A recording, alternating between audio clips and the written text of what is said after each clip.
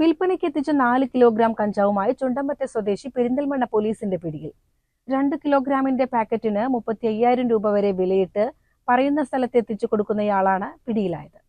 ബൈക്കിൽ കടത്തിയ 4 kilo 100 gram കഞ്ചാവുമായി കുലുക്കല്ലൂർ ചുണ്ടമ്പറ്റ സ്വദേശി പൊന്നീരി മൊയ്തീൻകുട്ടിയെ പെരിന്തൽമണ്ണ പൂപ്പലത്ത് വെച്ച് CI സുമേഷ് സുധാകരൻ, ജില്ലാ ആന്റി നാർക്കോട്ടിക് സ്ക്വാഡ് എന്നിവരടങ്ങുന്ന സംഘം അറസ്റ്റ് ചെയ്തു.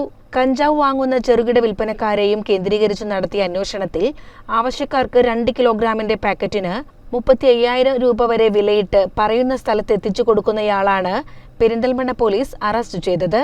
ന്യൂ ഇയർ ആഘോഷങ്ങളും പാർട്ടികളും ലക്ഷ്യം വെച്ച് ആന്ധ്ര, ഒഡീഷ സംസ്ഥാനങ്ങളിൽ നിന്നുള്ള സംഘങ്ങൾ ട്രെയിൻ മാർഗം കൂടുതൽ കഞ്ചാവ് കേരളത്തിലേക്ക് കടത്താൻ സാധ്യതയുള്ളതായി വിവരം ലഭിച്ചതിന്റെ അടിസ്ഥാനത്തിൽ ജില്ലാ പോലീസ് മേധാവിയുടെ നിർദ്ദേശപ്രകാരം ജില്ലയിൽ പോലീസിന്റെ പരിശോധന ശക്തമാക്കിയിരുന്നു. തുടർന്നാണ് ഇയാൾ പിടിയിലാകുന്നത്. CCN പെരിന്തൽമണ്ണ.